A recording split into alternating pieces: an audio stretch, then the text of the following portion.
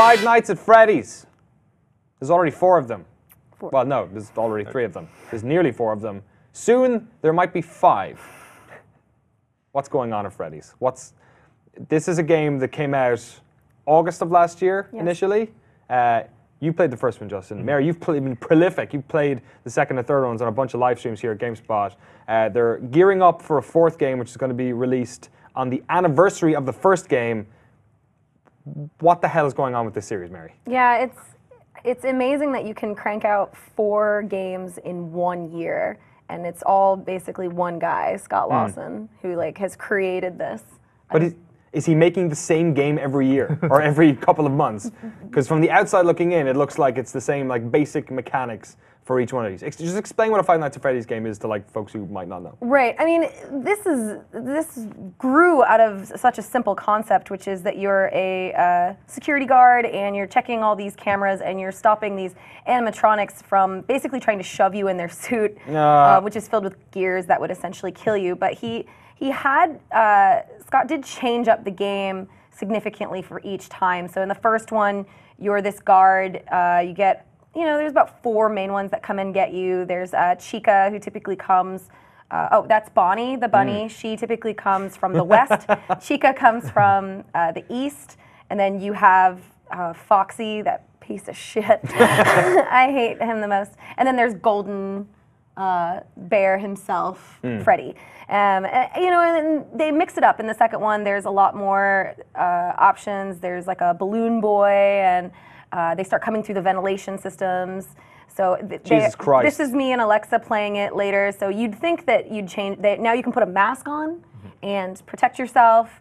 But there's a musical box that you have to complete. You have to consistently keep playing. And then in the third one, then you become a part of the attraction. So you're no longer a security guard at the place.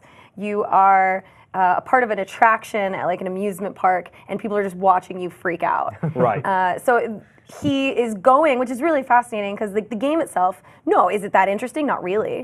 But what makes it interesting is maybe the lore and the stories that these characters are telling. So in the first one, there's a lot of hints that you're actually children died. There was a shootout and children died there, and so their spirits are basically inhabiting these animatronics, and then that's what's killing people. So that's what's so fascinating. And now they're starting to kind of really hone in on that. Well, then that's the lore that makes this game so interesting to people. I don't really actually think it's the mechanics. It's just the more deep than the gameplay. Game. Yeah. Well, it's that it has this cult following. It's that people delve in, even from the very first game, is that they kept diving into the story and it's what does this all mean? And that we keep writing about it, that it keeps popping up in the news because people are finding new things and new connections between the games. And that itself, that thing that they've created around it is actually kind of exciting. Is this just basically the 21st century of, version of us saying Bloody Mary into mirrors? Because it's this whole creepypasta, Slender Man era of games, or especially internet myths, which kind of propagate, especially with young audiences. So you tend to these games, whenever you look up Twitch streams or YouTubers playing them, it's always seems to be targeted at that sort of young gamer who might not necessarily be buying this game, but just it's got this massive following around people playing it. That's such a fascinating concept, Danny. It's not that the game itself is so terrifying, but what could be. The recesses of your imagination is really what the most scary thing is about this series, and you could see that even I don't know, 10 years ago when the Blair Witch Project came out, right? What people, the movie was not scary, but what was scary about it was the concept that this might exist, right? And so there was all this lore on the internet about what actually happened and did these people really die? And there was always, this was based on a true story of all these people who died. And so this is what kind of happened with Freddy, is that people started thinking that this was based off of true stories of people actually dying, and then because it kind of of animatronic bears and at a that's Chuck E. what Cheese. created the scariness of it. Yeah. But that's what's interesting, and I think that's what appeals to so many people. And so he's kind of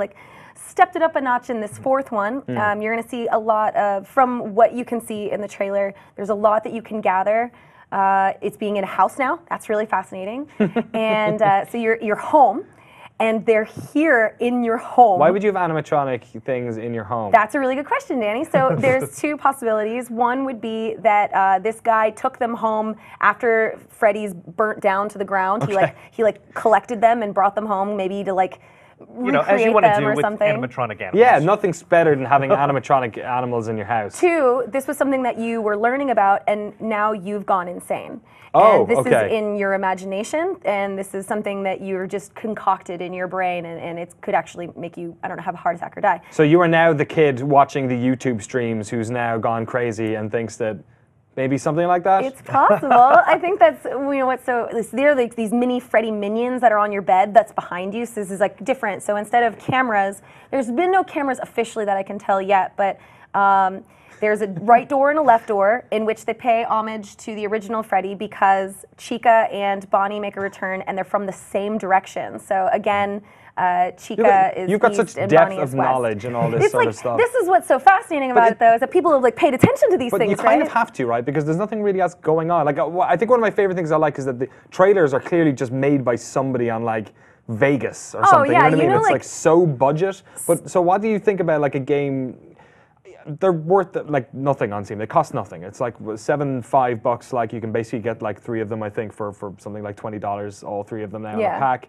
Like, Justin, do you think it's okay to release 4 games of the same? Like, even if you created a genre on your own, basically, is it still okay to release 4 games within 12 months of each other? Well, of course. And part of it is like the DLC that we're getting with something like The Witcher. Like you're getting the main game and you get something to experience, and then you get a map pack a month later, and then another map pack a month after that. And kind of interestingly, kind of as a side note, the game was supposed to come out, the next Freddy was supposed to come out on Halloween. He's pushed it up to the anniversary of the first game, and there's going to be a free update to the game coming in Halloween. Cool.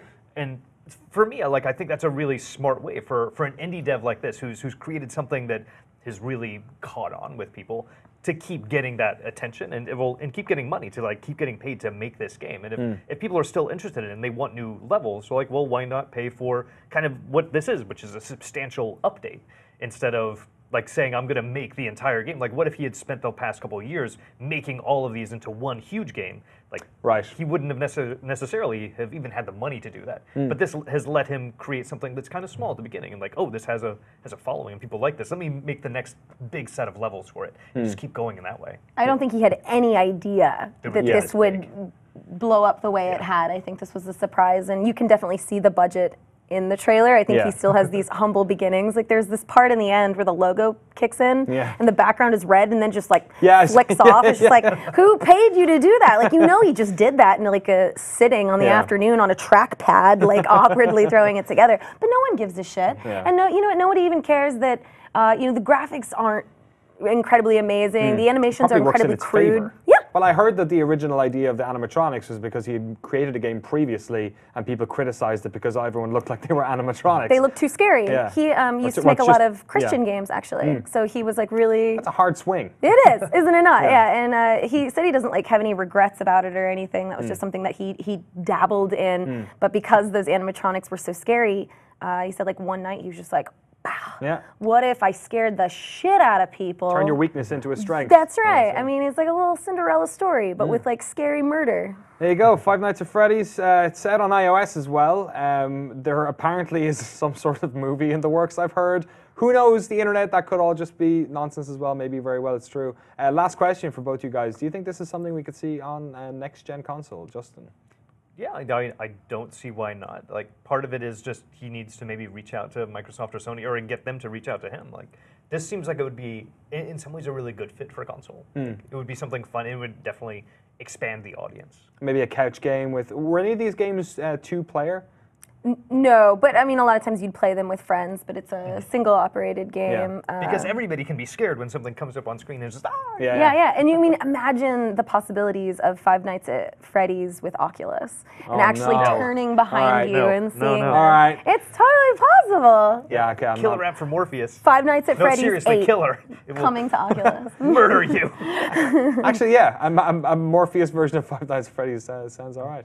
All right, Five Nights at Freddy's. It's out later either next month, August 8th, on the PC. That is the 4th game in the series, and you can check out the other 3 on Steam right now.